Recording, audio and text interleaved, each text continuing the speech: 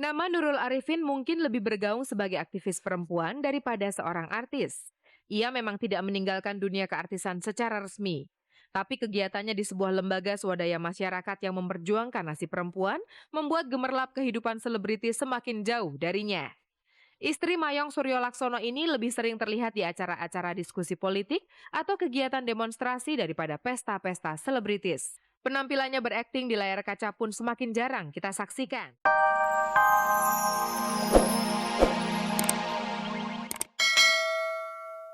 Jika penyanyi Connie Constantia bertanya-tanya keheranan, siapakah pembobol rumahnya di Cinere beberapa waktu lalu, sekarang ia sudah mendapat jawabnya. Tak disangka ia sudah mengenal orang tersebut cukup lama.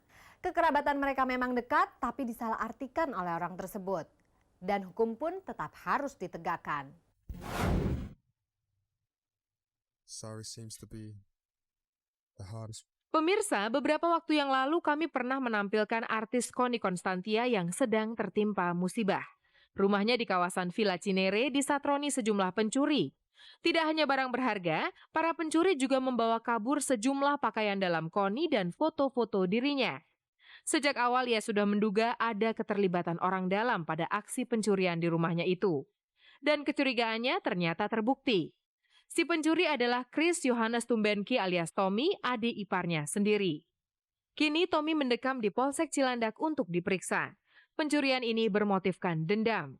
Tommy mengaku membobol kamar Connie Constantia karena ia menganggap Connie lah orang yang paling bertanggung jawab atas perceraiannya dengan sang istri. Tanggal 28 Juni itu ada informasi dari masyarakat bahwa di Jalan Pinang ada pemakai putau. Kemudian dengan adanya informasi, kita bersama anggota langsung melakukan penangkapan. Ternyata kita amankan saudara Chris Johannes Tombeng alias Tommy. Pada dirinya, pada badannya terdapat dia satu paket putau berikut dengan 2 insulin. Kemudian kita geledah, ternyata di dalam tasnya terhadap barang-barang perhiasan ini. Kalau keterangan daripada saudara Chris tersangka, di mana dia ada rasa dendam karena Chris itu membujuk si Connie membujuk rayu istrinya si Chris untuk melakukan penceraian. Jadi maka tersangka kelihatannya dendam kepada Connie. Menurut Tommy, hasil curian yang diperolehnya itu langsung ia gadaikan. Uang hasil penjualan pun tidak lama-lama berada di tangannya karena langsung ia belikan putau. Ia memang mengaku sebagai pecandu putau. Saat kami temui, tidak banyak yang ia katakan selain penyesalan dan permintaan maaf pada sang kakak ipar. Connie, if you watch this program, I really sorry. But please, don't split us apart. I really love her. Please. I love you too. I know you're a nice guy. You're being nice to everybody, to me, to us. I'm sorry. Melihat penyesalan Tommy yang begitu mendalam, apakah Connie mau memaafkan perbuatan adik iparnya itu? Pemirsa, perseteruan manajer grup band Dewa, Didit Dada dan Endol menyita banyak perhatian orang.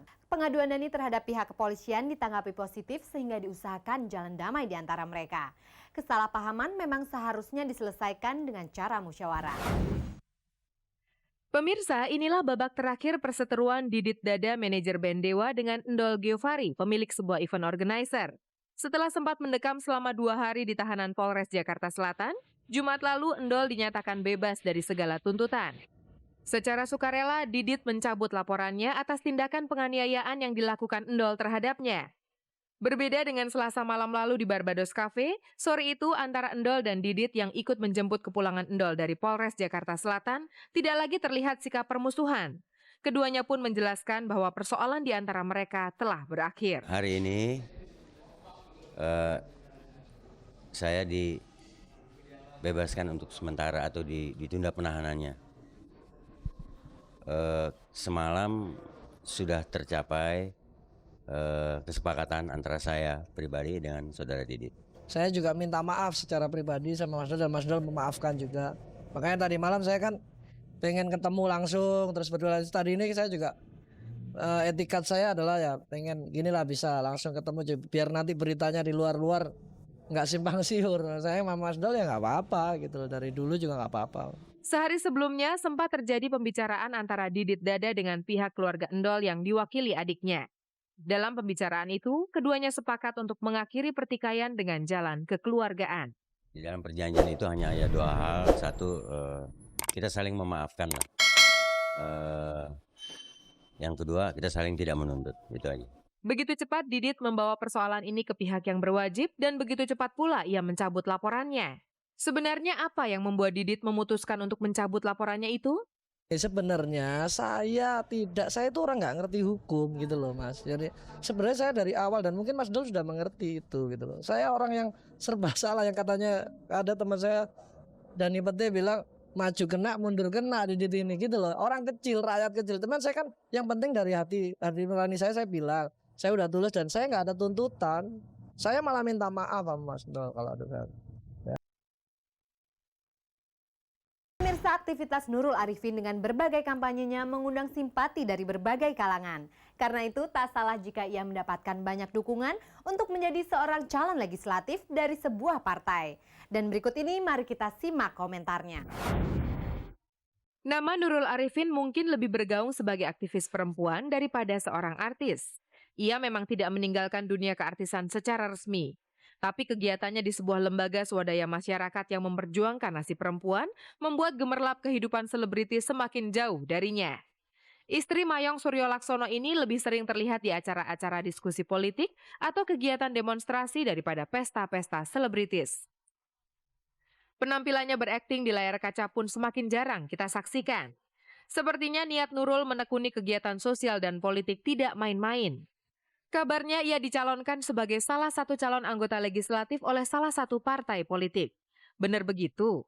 Kalau saya kan kebetulan diluncurkan nama satu lembaga yang namanya Setro sebagai perempuan potensial untuk duduk di legislatif untuk mengisi kuota perempuan yang 30% gitu.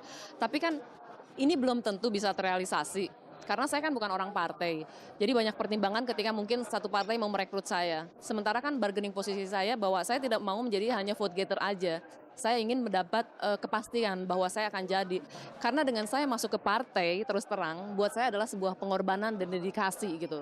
Karena dengan saya tidak berpartai seperti sekarang, saya tetap merasa eksis, saya tidak dimusuhi siapapun, dan saya tidak membawa bendera manapun. Ya. Perjuangan Nurul untuk memperbaiki nasib perempuan Indonesia mungkin akan lebih didengar kalau ia duduk sebagai anggota legislatif. Tapi untuk ke arah itu ia harus tergabung dalam sebuah partai politik. Sayangnya hingga saat ini ia belum berpikir untuk bergabung dengan partai manapun. Saya nanti akan mencari satu partai yang kira-kira bisa menerima platform saya gitu ya. Baru akan, kalau memang itu bisa diterima, baru saya akan ngomong ke Anda semua bahwa saya sudah bergabung dengan satu partai tersebut misalnya. Tapi tolong diartikan bahwa ini bukan sifat saya yang oportunis, tidak ya. Tapi saya ingin menyatakan bahwa ketika saya bergabung dengan salah satu partai, itu adalah salah satu bentuk dedikasi saya atau pengorbanan saya untuk memperjuangkan kepentingan-kepentingan narkoba, HIV/AIDS, perempuan dan anak-anak ketika saya ada di sana. Bergabung dengan sebuah partai politik bukan satu-satunya jalan menuju kursi legislatif. Ia juga harus mengeluarkan dana yang tidak sedikit jumlahnya untuk berkampanye. Calon legislatif perempuan itu mesti menyediakan dana kampanye paling tidak 250 juta. Bayangin coba. Dari mana perempuan dapat duit ke situ? Simpanan. Dan mungkin juga ada beberapa donatur perempuan yang memang concern dengan permasalahan perempuan. Beruntung ia mendapat banyak dukungan dari rekan-rekan sesama aktivis perempuan. Tidak hanya dukungan moral, dukungan dana pun telah siap di belakangnya. Lalu bagaimana dengan sang suami? Banyak Mbak yang ngomporin para aktivis perempuan, terus teman-teman yang tahu sepak terjang saya di lapangan gitu, yang tahu konsistensi saya gitu, yang tahu komitmen saya, mereka mendukung dan berharap banget. Suami otomatis harus.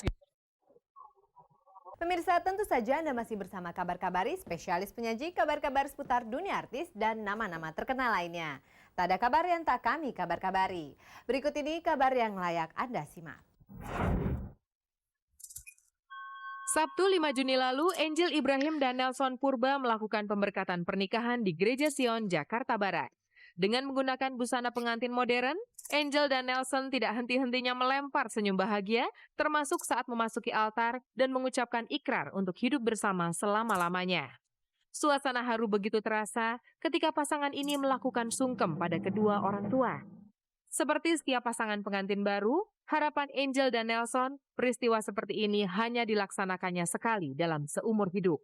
Ya, saya tentunya berharap rumah tangga kami bisa langgeng sesuai dengan Tuhan.